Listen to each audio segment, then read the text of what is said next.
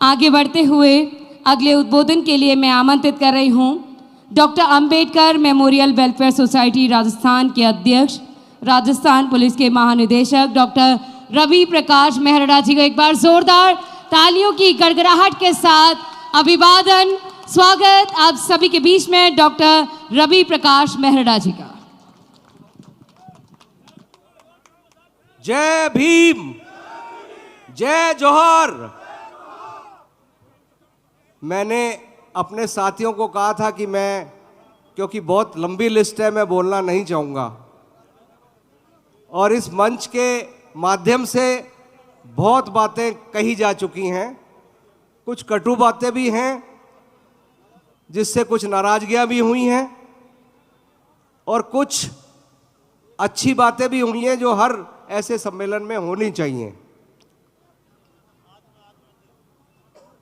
मैं आपसे एक ही निवेदन करना चाहता हूं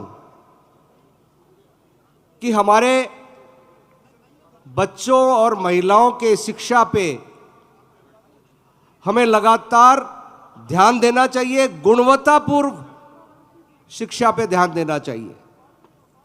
आज वैश्वीकरण का जमाना है।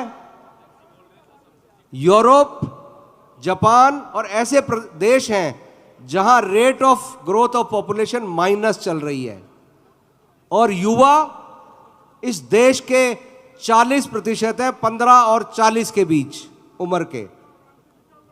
अगर हमारे समाजों में भी यही अनुपात होगा, 1-2% ऊपर नीचे, अगर हमें विश्व पे कब्जा करना है तो हमें स्किल्ड होना पड़ेगा, हमें व्यावसायिक चीजों में स्किल होना पड़ेगा। एक बाग में जिस तरह से अलग अलग फूल होते हैं उसी से बाग की सुंदरता बढ़ती है। हर क्षेत्र में हमारे बच्चों को जाना चाहिए, चाहे वो साइंटिस्ट हो, थिएटर आर्टिस्ट हो, फिल्म स्टार्स हो, म्यूजिक हो। जो पर्सनालिटी डेवलपमेंट होती है किसी समाज की, वो उस समाज में अलग अलग तरह के लोग, अलग अलग स्किल्ड लोग, अलग अलग एक्सपर्ट्स होना बहुत ज़रूरी है। और ये तभी ज़रूरी है, तभी संभव है जब आप शिक्षा के क्षेत्र पे ध्यान दें। यहां मांगों की बहुत बात हो गई है, मैं उनको दोहराना नहीं चाहता, लेकिन मेरा दूसरे समाजों से भी निवेदन है। अगर कोई चेन है, अंग्रेजी में कहते हैं the strength of the chain depends on the weakest link, यानी चेन की मजबूती उसकी जो कमजोर कड़ी है उस पर डिपेंड करता है। अगर हमारे समाज पीछे रहते हैं तो देश पीछे रहता है। अगर हमारा समाज बढ़ता है, विकसित होता है, शिक्षित होता है और हमें वो जगह मिलती है जो अन्य समाजों को मिलती है, तो ये देश हित में है, ये देश के लिए जरूरी बात है। मॉडर्न इंडिया के निर्माण की बात है।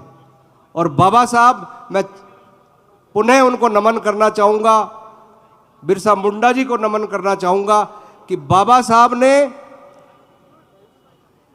एक ऐसे व्यक्ति थे जिन्होंने आधुनिक भारत में अगर योगदान दिया है तो सबसे बड़ा कोई नेता है आधुनिक भारत के निर्माण में। मैं काम नहीं गिनाना चाहते क्या क्या किए उन्होंने, वो आप सबको पता है। तो वो हैं भारत रत्न डॉक्टर भीमराव अंबेडकर साहब। आज इस अवसर पे दूर दूर से पधारे, बाड़मेर से, बांसवाड़ा से, डूंगरपुर से हमारे भाई बहन पधारे हैं, आए हैं और मुझे खुशी है कि भारी तादाद में महिलाएं भी आई हैं। मैं तहे दिल से आयोजकों की तरफ से आपका बहुत बहुत आभार प्रकट करता हूं और ये अपील करता हूं कि सामाजिक चेतना ऐसे आयोजनों से आती है। और आपने देखा होगा ये हमारा राजनीतिक मंच नहीं था। राजनीतिक मंच होता तो शायद मैं यहां होता भी नहीं, मेरी मजबूरी होती।